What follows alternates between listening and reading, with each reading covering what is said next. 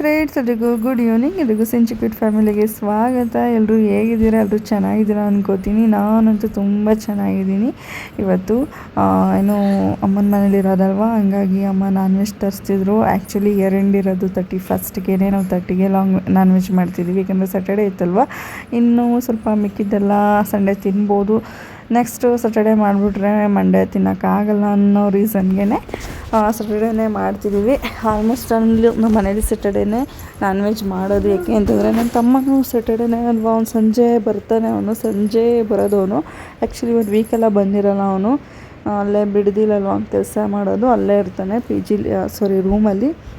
ಹಂಗಾಗಿ ಸ್ಯಾಟರ್ಡೇ ಬರ್ತಾನಲ್ವ ಅಂತೇಳ್ಬಿಟ್ಟು ಅವತ್ತೇ ನಾನ್ ವೆಜ್ ಮಾಡಿಬಿಡ್ತಾರೆ, 2 ಡೇಸ್ಗೂ ಆಗುತ್ತೆ ಅಂತೇಳಿ. ಅದಾದಮೇಲೆ ನಾನಿಲ್ಲಿ ಚಿಕನ್ನೆಲ್ಲ ತೊಳೆದಿಟ್ಕೋತಿದ್ದೀನಿ. ಬಿರಿಯಾನಿಗೆ ಎಷ್ಟು ಬೇಕು ಅಷ್ಟನ್ನ ಬೇರೆ ಸಪ್ರೇಟ್ ಮಾಡ್ಕೋತಿದ್ದೀನಿ. ಅದಾದಮೇಲೆ ಇಲ್ಲಿ ಚಿಲ್ಲಿ ಚಿಕನ್ಗೆ ಏನು ಬೇಕು ಅದನ್ನ ಬೇರೆ ಸಪ್ರೇಟ್ ಮಾಡಿ ಇಟ್ಕೋತಿದ್ದೀನಿ. ಯಾಕೆ ಅಂತಂದರೆ ಬಿರಿಯಾನಿಗೆ ಕಾಲು, ಅದಾದಮೇಲೆ ಲಿವರು, ಗುಂಡ್ಕಾಯಿ ಅದೆಲ್ಲ ಹಾಕೋಕ್ಕಾಗಲ್ಲ. ಹಂಗಾಗಿ ಫ್ರೈ ಹಾಕಿದ್ರೆ ಚೆನ್ನಾಗಿರುತ್ತೆ ಅಂತೇಳ್ಬಿಟ್ಟು ಅದೆಲ್ಲ ಸಪ್ರೇಟ್ ಮಾಡಿ ಚಿಕನ್ನೆಲ್ಲ ತೊಳೆದಿಟ್ಕೊಂಡೆ. 1 kg ಬಿರಿಯಾನಿಗೆ ಹಾಕೋತಿದ್ದೀನಿ, ಮತ್ತು ಇನ್ನೊಂದು kg ನಾನು ಚಿಲ್ಲಿ ಚಿಕನ್ಗೆ ಹಾಕೋತಿದ್ದೀನಿ. ಒಟ್ಟು 2 kg ಇತ್ತು ಚಿಕನ್ನು. ಅದಾದಮೇಲೆ ಇಲ್ಲಿ ಬಿರಿಯಾನಿಗೆ ಏನೇನು ಬೇಕೋ ಅದನ್ನೆಲ್ಲ ಕಟ್ ಮಾಡ್ಕೋತಿದ್ದೀನಿ. ಈರುಳ್ಳಿ, ಟೊಮೊಟೊ ಅದೆಲ್ಲ ಏನೇನು ಬೇಕಂತೆಲ್ಲ ಕಟ್ ಮಾಡಿ ಇಟ್ಕೋತಿದ್ದೀನಿ. ನಮ್ಮಮ್ಮ ಇಲ್ಲಿ ಕಾಯೆಲ್ಲ ಸರಿಕೊಟ್ಬಿಟ್ಟು ಹೋಗಿದ್ದಾರೆ. ನನಗೆ ಕಾಯಿ ಸರಿಯೋದು ಅಂತಂದರೆ ತುಂಬ ಇರಿಟೇಷನ್ ಅನಿಸುತ್ತೆ. ಕಾಯಿ ಸರಿಯೋಕ್ಕೆ ಒಂದೊಂದ್ಸಲಿ ಕಾಯಿ ಸರಿಬೇಕಲ್ಲ ಅನ್ನೋ ರೀಸನ್ಗೆ ಒಂದೊಂದ್ಸಲಿ ಕಾಯಿನೇ ಹಾಕಲ್ಲ ಸಾಂಬಾರಿಗೆಲ್ಲ. ಒಂಥರ ಅದೇನೋ ಅದೊಂದು ಇರಿಟೇಷನ್ ಅನಿಸುತ್ತೆ, ಕಾಯಿ ಸರಿದು ಇಟ್ಕೋಬೇಕು ಅಂತ. ನಾನು ಹಂಗೆ ಒಂದ್ಸಲ ಕೂತ್ಕೊಂಡ್ರೆ ಸ್ವಲ್ಪ ಸರ್ತಿ ಫ್ರಿಡ್ಜ್ಗೆ ಬಾಕ್ಸ್ಗೆ ಹಾಕಿ ಇಟ್ಕೊಬಿಡ್ತೀನಿ. ನನಗೇನೋ ಪದೇ ಸರಿಯೋಕ್ಕೆ ಒಂಥರ ಇರಿಟೇಷನ್ ಅನಿಸ್ತಿರುತ್ತೆ ಕಾಯಿನ. ಅದಕ್ಕೆ ನಮ್ಮ ಅಮ್ಮಂಗೆ ಹೇಳ್ಬಿಟ್ಟಿದ್ದೆ, ಅಮ್ಮ ಕೊಟ್ಬಿಟ್ಟು ಹೋಗ್ಬಿಡು ಕಾಯಿ ಒಂದು ಅಂತ ಹೇಳ್ಬಿಟ್ಟು. ಹಂಗಾಗಿ ನಮ್ಮಮ್ಮ ತುರಿದಿಟ್ಟಿದ್ರು. ನನಗೆ ಎಷ್ಟು ಬೇಕಷ್ಟು ಯೂಸ್ ಮಾಡ್ಕೊಳ್ಳೋಣ ಅಂತೇಳ್ಬಿಟ್ಟು ಎತ್ತಿಟ್ಟೆ. ಈಗ ಮೊದಲಿಗೆ ಒಂದು ದಪ್ಪದು ಬೋಸಿ ಇಟ್ಟಿದ್ದೀನಿ. ಆದಷ್ಟು ಬಿರಿಯಾನಿನ ಸ್ವಲ್ಪ ದೊಡ್ಡ ಬೋಸಿಲಿ ಮಾಡಿದ್ರೆ ಚೆನ್ನಾಗಿ ಬೇಯುತ್ತೆ. ಅದಾದಮೇಲೆ ಉದುರಾಗಿ ಚೆನ್ನಾಗಿ ಬರುತ್ತೆ. ಬೋಸಿ ದೊಡ್ಡದಾಗಿರಬೇಕು. ಆಮೇಲೆ ಇಲ್ಲಿ ನಾನು ಒಂದು 10 ಜನಕ್ಕಾಗುವಷ್ಟು ಬಿರಿಯಾನಿನ ಮಾಡ್ತಿದ್ದೀನಿ.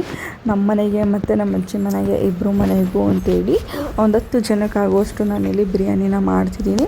1 kg ಚಿಕನ್ನು, ಅದಾದಮೇಲೆ 1 kg ಅಕ್ಕಿನ ಹಾಕೋತಿದ್ದೀನಿ. ಅದಾದಮೇಲೆ ಅವರೆಕಾಯಿ ಬಂದು ನಾನು ಅರ್ಧ kg ಅಷ್ಟು ಅವರೆಕಾಯಿನ ಹಿಡಿದಿಟ್ಕೊಂಡಿದ್ದೀನಿ. ಈಗ ಫಸ್ಟಿಗೆ ಎಣ್ಣೆ ಹಾಕೋತಿದ್ದೀನಿ. ಅದಾದಮೇಲೆ ಇಲ್ಲಿ ಪಲಾವ್ ಎಲೆ, ಅದಾದಮೇಲೆ ಮರಾಠ ಮೊಗು, ಅನಾನಸ್ಸು, ಇದೇನೇನೈತೆ ಪಲಾವ್ ಐಟಮ್ ಅದೆಲ್ಲ ಹಾಕ್ಕೊಂಡೆ. ಆಮೇಲೆ ಈರುಳ್ಳಿ ಹಾಕ್ಕೊಂಡೆ. ಒಂದು 5-6 ಈರುಳ್ಳಿ ಕಟ್ ಮಾಡಿ ಇಟ್ಕೊಂಡಿದ್ದೆ, ಆ ಈರುಳ್ಳಿ ಹಾಕ್ಕೊಂಡೆ. ಒಂದು 4 ಟೊಮೊಟೊನ ಹಾಕ್ಕೊಂಡು ನೀಟಾಗಿ ಫಸ್ಟ್ ಈರುಳ್ಳಿನ ಚೆನ್ನಾಗಿ ಅದು ಬಣ್ಣ ಬದಲಾಗಬೇಕು, ಬ್ರೌನಿಷ್ ಕಲರ್ ಬರಬೇಕು ಈರುಳ್ಳಿ, ಆ ಥರ ಫ್ರೈ ಮಾಡಿಕೊಂಡು ನಾನು ನೆಕ್ಸ್ಟ್ ಟೊಮೊಟೊ ಹಾಕ್ಕೊಂಡು ಅದನ್ನೂ ಅಷ್ಟೇ ಫುಲ್ ಸಾಫ್ಟ್ ಆಗಬೇಕು ಟೊಮೊಟೊ, ಆವಾಗಲೇ ಟೇಸ್ಟ್ ತುಂಬ ಚೆನ್ನಾಗಿ ಬರುತ್ತೆ. ಆಮೇಲೆ ಅವರೆಕಾಯಿ ಹಾಕ್ಕೊಂಡೆ. ಅದಾದಮೇಲೆ ನಾನು ಚಿಕನ್ ಹಾಕ್ಕೊಂಡು ಇಲ್ಲಿ ಉಪ್ಪು ಮತ್ತು ಅರಿಶಿನ ಪುಡಿ ಹಾಕಿ ಚೆನ್ನಾಗಿ ಹುರ್ಕೋಬೇಕು. ಚೆನ್ನಾಗಿ ಬೇಯಬೇಕು, ಸ್ಮೆಲ್ ಹೋಗ್ಬೇಕು, ಹಸಿ ಸ್ಮೆಲ್ಲು ಆ ಥರ ನೀಟಾಗಿ ಚೆನ್ನಾಗಿ ಹುರ್ಕೋಬೇಕು. ಆಗ ಮಾತ್ರ ಟೇಸ್ಟು ತುಂಬ ಚೆನ್ನಾಗಿ ಬರೋಕ್ಕೆ ಸಾಧ್ಯ. ಇವಾಗ ನಾನು ಮಸಾಲೆಗೆ ರೆಡಿ ಮಾಡ್ಕೊತಿದ್ದೀನಿ.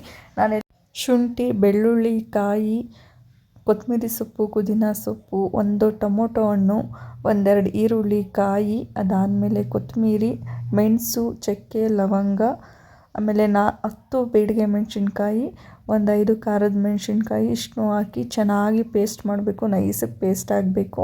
ಇದನ್ನ ಹೈ ಫ್ಲೇಮಲ್ಲಿ ಇಟ್ಟು ಚೆನ್ನಾಗಿ ಫ್ರೈ ಮಾಡ್ಕೋಬೇಕು. ಆವಾಗಲೇ ಟೇಸ್ಟ್ ತುಂಬ ಚೆನ್ನಾಗಿ ಬರುತ್ತೆ. ರುಬ್ಬಾದ್ಮೇಲೆ ನಾವು ರುಬ್ಬಕ್ಕೆ ಮುಂಚೆನೇ ಫ್ರೈ ಮಾಡ್ಕೊಂಡಿದ್ರೆ ಈ ಥರ ಮಸಾಲೆನ ಹುರಿಯೋ ಅವಶ್ಯಕತೆ ಇರೋಲ್ಲ. ನಾವೇನಾದ್ರು ಫ್ರೈ ಮಾಡ್ಕೊಂಡಿಲ್ಲ ಅಂತಂದರೆ ಅದು ಹಸಿ ಸ್ಮೆಲ್ ಹೋಗೋ ತನಕ ಚೆನ್ನಾಗಿ ಹುರ್ಕೋಬೇಕು. ಆವಾಗ ಮಾತ್ರ ಟೇಸ್ಟು ತುಂಬ ಚೆನ್ನಾಗಿ ಬರೋಕ್ಕೆ ಸಾಧ್ಯ. ಇಲ್ಲ ಅಂತಂದರೆ ಏನೋ ಒಂಥರ ಸ್ಮೆಲ್ ಬರುತ್ತೆ.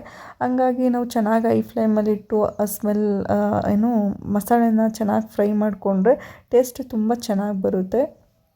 ನಾನು ಅಡುಗೆ ಮಾಡ್ಕೋತಾನೆ ನೆಕ್ಸ್ಟು ಬಿರಿಯಾನಿ ಮಾಡ್ಕೋತಾನೆ ನೆಕ್ಸ್ಟು ನಾನಿಲ್ಲಿ ಸಾಂಬಾರಿಗೆ ರೆಡಿ ಮಾಡ್ಕೋತಿದ್ದೀನಿ. ಏನೇನು ಬೇಕು ಈರುಳ್ಳಿ, ಟೊಮೊಟೊ ಅದೆಲ್ಲ ಕಟ್ ಮಾಡಿ ಇಟ್ಕೋತಿದ್ದೀನಿ. ವೀಡಿಯೋ ಮಾಡಿದಂತೆ ಅಡುಗೆ ಮಾಡೋದು ಈಸಿ ಮಾಡಿಬಿಡ್ಬೋದು. 1-2 ಅವರ್ಸಾಗೆಲ್ಲ ಇಷ್ಟು ಅಡುಗೆನ ಮುಗಿಸ್ಬಿಡ್ಬೋದು. ಬಟ್ ವೀಡಿಯೋ ಮಾಡ್ಕೊಂಡು ಅಡುಗೆ ಮಾಡ್ತೀನಿ ಅಂದರೆ ಎಕ್ಸ್ಟ್ರಾ 1 ಅವರ್ ಅಥವಾ 1.5 ಅವರ್ ಎಕ್ಸ್ಟ್ರಾ ಆಗುತ್ತೆ. ನಾವು ವೀಡಿಯೋನೂ ಮಾಡ್ಕೋಬೇಕು, ಜೊತೆಗೆ ಅಡುಗೆನೂ ಮಾಡಬೇಕು ಅಂದಾಗ. ಹಂಗಾಗಿ ನಾನು ಒಂದಾದ್ಮೇಲೆ ಒಂದು ಮಾಡ್ತಿದ್ದೀನಿ. ಇಲ್ಲ ಅಂತಂದರೆ ಒಂಥರ ಕನ್ಫ್ಯೂಸ್ ಆಗುತ್ತೆ. ಮತ್ತು ವೀಡಿಯೋ, ಅಡುಗೆ ಇದೆಲ್ಲ ಅಡುಗೆ ಎಡವಟ್ಟು ಮಾಡಿಬಿಡ್ತೀನಿ ಅಂತ ರೀಸನ್ಗೆ ನಾನು ನಿಧಾನಕ್ಕೆ ಒಂದಾದ್ಮೇಲೆ ಒಂದೇ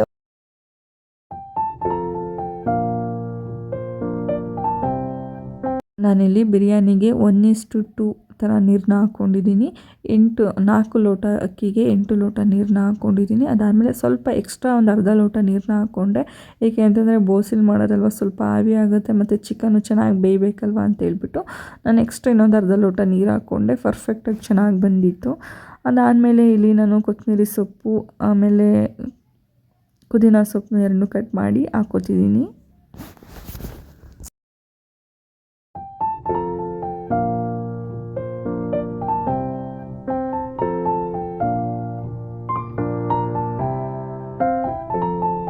ನಾನು ಫಸ್ಟೇ ಉಪ್ಪು ಹಾಕ್ಕೊಂಡಿದ್ದೆ, ಚಿಕನ್ ಹುರ್ಕೋಬೇಕಾದ್ರೇ ಸ್ವಲ್ಪ ಹಾಕ್ಕೊಂಡಿದ್ದೆ. ಈಗ ಸ್ವಲ್ಪ ಟೇಸ್ಟ್ ನೋಡಿದೆ, ಸ್ವಲ್ಪ ಉಪ್ಪು ಕಮ್ಮಿ ಅನ್ನಿಸ್ತು, ಹಂಗಾಗಿ ಇನ್ನು ಸ್ವಲ್ಪ ಉಪ್ಪನ್ನ ಸೇರಿಸ್ಕೋತಿದ್ದೀನಿ. ಅದಾದಮೇಲೆ ಇಲ್ಲಿ ಸಾಂಬಾರಿಗೆ ನಾನು ರೆಡಿ ಮಾಡ್ಕೋತಿದ್ದೀನಿ. ಇಲ್ಲಿ ಮಟನ್ ಸಾಂಬಾರು ಪುಡಿ, ಈರುಳ್ಳಿ ಮತ್ತು ಟೊಮೊಟೊ ಹಾಕ್ಕೊಂಡು ರುಬ್ಕೋತಿದ್ದೀನಿ. ನಾವು ಮಟನ್ ಸಾಂಬಾರು ಪುಡಿನ ಮನೆಯಲ್ಲೇ ಮಾಡೋದು. ನಮ್ಮ ಅಮ್ಮ ನಮ್ಮ ಅಜ್ಜಿ ಇಬ್ಬರು ಸೇರ್ಕೊಂಡು ಮಾಡ್ತಾರೆ.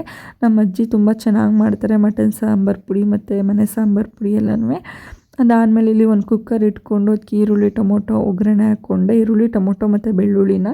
ಅದಾದಮೇಲೆ ಇಲ್ಲಿ ಮಟನ್ ಹಾಕ್ತಿದ್ದೀನಿ. ಮಟನ್ ಹಾಕಾದ್ಮೇಲೆ ಉಪ್ಪು ಮತ್ತು ಅರಿಶಿನ ಪುಡಿ ಹಾಕಿ ಚೆನ್ನಾಗಿ ಹುರ್ಕೋಬೇಕು. ಚೆನ್ನಾಗಿ ಅದು ಹಸಿ ಸ್ಮೆಲ್ಲೆಲ್ಲ ಹೋಗಬೇಕು, ಆ ಥರ ಚೆನ್ನಾಗಿ ಹುರ್ಕೋಬೇಕು. ಇಲ್ಲಿ ಮಟನ್ ಬಂದು 3 kg ಇದೆ.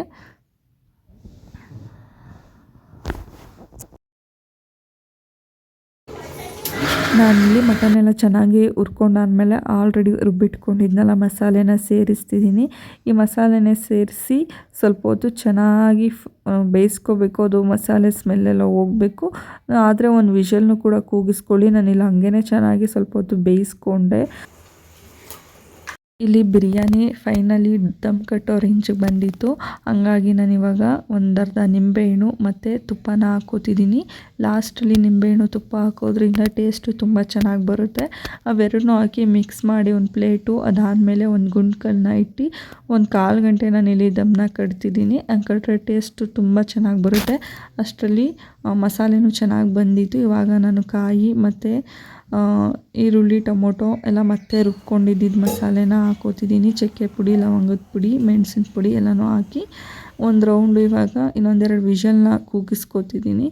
ಆವಾಗ ಟೇಸ್ಟು ತುಂಬ ಚೆನ್ನಾಗಿ ಬರುತ್ತೆ. ಕೆಲವರು ಒಟ್ಟೊಟ್ಟಿಗೆ ಎಲ್ಲನೂ ಹಾಕಿ ಬೇಯಿಸ್ಬಿಡ್ತಾರೆ, ಹಂಗೆ ಬೇಯಿಸಬಾರ್ದು. ಫಸ್ಟು ಖಾರನ ಬೇಯಿಸ್ಕೋಬೇಕು ಮಟನ್ ಜೊತೆ. ಅದಾದಮೇಲೆ ಮಸಾಲೆ ಕಾಯಿನ ಹಾಕಿ ಬೇಯಿಸೋದ್ರಿಂದ ತುಂಬ ಚೆನ್ನಾಗಿ ಟೇಸ್ಟ್ ಬರುತ್ತೆ. ನಾನು ಇದೆಲ್ಲ ಹಾಕಿ ಇನ್ನೊಂದೆರಡು ವಿಷಲ್ನ ಕೂಗಿಸ್ಕೋತಿದ್ದೀನಿ.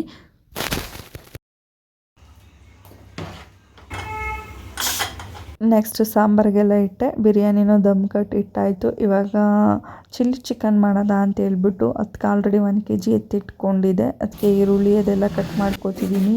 ಅದಕ್ಕೆ ಏನೇನು ಬೇಕು ಅಂತೇಳ್ಬಿಟ್ಟು ಇಲ್ಲಿ ಈರುಳ್ಳಿ ಕಟ್ ಮಾಡಿಕೊಂಡೆ ಒಂದು, ಆಮೇಲೆ ಮಸಾಲೆಗೆ ಅಂತೇಳ್ಬಿಟ್ಟು ಶುಂಠಿ, ಬೆಳ್ಳುಳ್ಳಿ, ಕೊತ್ತಂಬರಿ ಸೊಪ್ಪು, ಪುದೀನ ಸೊಪ್ಪು ಮತ್ತು ಹಸಿಮೆಣ್ಸಿನ್ಕಾಯಿ. ನಿಮ್ಮ ಖಾರಕ್ಕೆ ಎಷ್ಟು ಬೇಕು ನೋಡ್ಕೊಳ್ಳಿ. ನಾನಿಲ್ಲಿ 1-2 ಹಸಿಮೆಣ್ಸಿನ್ಕಾಯಿನ ಹಾಕ್ಕೊಂಡಿದ್ದೀನಿ. ಅಷ್ಟು ಹಾಕ್ಕೊಂಡು ಚೆನ್ನಾಗಿ ನೈಸಿಗೆ ರುಬ್ಕೋಬೇಕು. ನೈಸಿಗೆ ರುಬ್ಕೊಳ್ಳೋದ್ರಿಂದ ಟೇಸ್ಟು ತುಂಬ ಚೆನ್ನಾಗಿ ಬರುತ್ತೆ. ನಾನಿಲ್ಲಿ 2 ರುಬ್ಬಕ್ಕೆ ಹಾಕ್ಕೊಂಡೆ. ಅದಾದಮೇಲೆ ಇನ್ನೊಂದೆರಡು ಕಟ್ ಮಾಡಿಕೊಂಡೆ. ಕಟ್ ಮಾಡಿ ಹಾಕೋದ್ರಿಂದನೂ ತುಂಬ ಚೆನ್ನಾಗಿರುತ್ತೆ.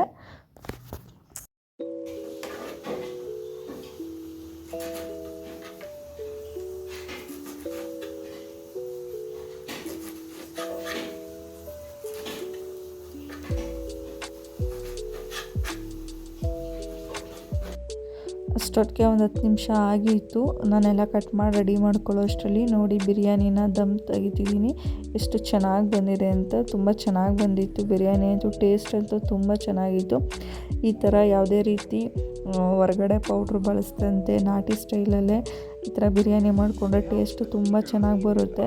ನಾವು ಹೊರಗಡೆ ತಂದು ಬಿರಿಯಾನಿ ಪೌಡ್ರಂತೆ, ಆ ಪೌಡ್ರಂತೆ, ಈ ಪೌಡ್ರಂತೆ ಅಂತ ಹಾಕೋದ್ಕಿಂತ ಈ ಥರ ನಮ್ಮ ಮನೇಲಿರುವಂಥ ಮಸಾಲೆ ಐಟಮ್ನೇ ಬಳಸ್ಕೊಂಡು ಮಾಡಿದ್ರೆ ಟೇಸ್ಟು ತುಂಬ ಚೆನ್ನಾಗಿರುತ್ತೆ.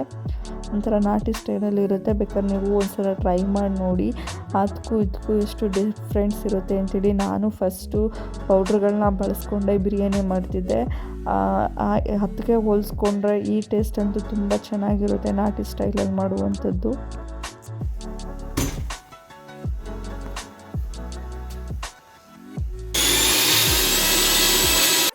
ನೆಕ್ಸ್ಟ್ ಇಲ್ಲಿ ನಾನು ಚಿಲ್ಲಿ ಚಿಕನ್ ಮಾಡೋಕ್ಕೆ ಅಂತೇಳಿ ಒಂದು ಬಾಣಲಿ ಇಟ್ಟು ಅದಕ್ಕೆ ಒಂದು 2 ಟೇಬಲ್ ಸ್ಪೂನಷ್ಟು ಎಣ್ಣೆ ಹಾಕ್ಕೋತಿದ್ದೀನಿ. ಅದಕ್ಕೆ ಮೆಣಸಿನ್ಕಾಯಿನ ಹಾಕ್ಕೋತಿದ್ದೀನಿ. ಒಂದು 4 ಮೆಣಸಿನ್ಕಾಯಿನ ಕಟ್ ಮಾಡಿ ಇಟ್ಕೊಂಡಿದ್ದೆ, ಅದನ್ನ ಹಾಕ್ಕೋತಿದ್ದೀನಿ. ಇಲ್ಲಿ ಒಂದು ದಪ್ಪದ ಈರುಳ್ಳಿ ಕಟ್ ಮಾಡಿ ಇಟ್ಕೊಂಡಿದ್ದೆ ಸಣ್ಣದಾಗಿ, ಅದನ್ನ ಹಾಕ್ಕೊಂಡು ಅದು ಕಲರ್ ಚೇಂಜ್ ಆಗೋ ತನಕ ಚೆನ್ನಾಗಿ ಫ್ರೈ ಮಾಡ್ಕೋಬೇಕು. ಒಂದು ಸ್ವಲ್ಪ ಉಪ್ಪು ಸೇರಿಸಿ ಈರುಳ್ಳಿ ಸ್ವಲ್ಪ ಬಣ್ಣ ಬಿಡಬೇಕು, ಆವಾಗ ಮಾತ್ರ ಟೇಸ್ಟು ತುಂಬ ಚೆನ್ನಾಗಿ ಬರುತ್ತೆ. ನಾವು ಯಾವಾಗಲೂ ಈರುಳ್ಳಿನ ಎಷ್ಟು ಚೆನ್ನಾಗಿ ಫ್ರೈ ಮಾಡ್ಕೋತೀವಿ ಅಷ್ಟು ಚೆನ್ನಾಗಿ ಟೇಸ್ಟ್ ಬರುತ್ತೆ.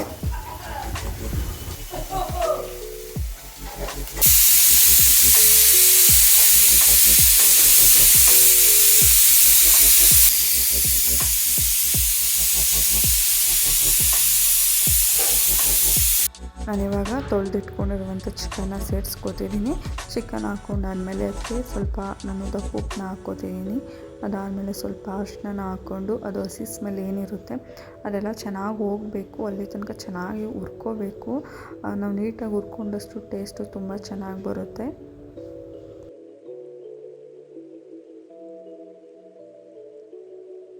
ಅದು ಸ್ವಲ್ಪ ಫ್ರೈ ಆಗೋಷ್ಟರಲ್ಲಿ ಸೌತೆಕಾಯಿ ಎಲ್ಲ ಕಟ್ ಮಾಡ್ಕೊಬಿಡೋದ ಅಂತ ಹೇಳ್ಬಿಟ್ಟು ನಾನಿಲ್ಲಿ ಸೌತೆಕಾಯಿನ ಕಟ್ ಮಾಡ್ಕೊತಿದ್ದೀನಿ.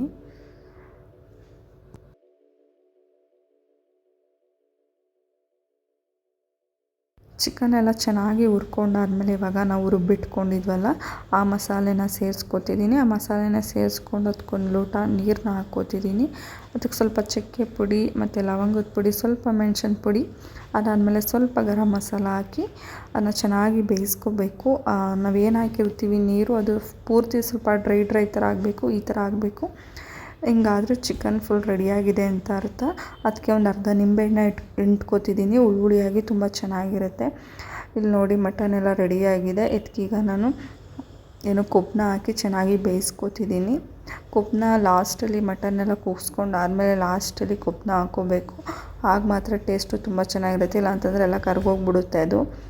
ನೋಡಿ finally chicken biryani, mutton sambar ಮತ್ತು ಚಿಲ್ಲಿ ಚಿಕನ್ ರೆಡಿಯಾಗಿದೆ. ಎಲ್ಲ ಚಾನಲ್ನ ಇಷ್ಟು ಹೇಳ್ತಾ ಈ ವಿಡಿಯೋನ ಇಲ್ಲಿಗೆ ಎಂಡ್ ಮಾಡ್ತಿದ್ದೀನಿ. ಎಲ್ಲರೂ ಚಾನಲ್ನ ಸಬ್ಸ್ಕ್ರೈಬ್ ಮಾಡ್ಕೊಳ್ಳಿ, ಸಪೋರ್ಟ್ ಮಾಡಿ ಅಂತ ಕೇಳ್ಕೊತಿದ್ದೀನಿ. ಎಲ್ರಿಗೂ ಟೇಕ್ ಕೇರ್, ಬಾಯ್ ಬಾಯ್.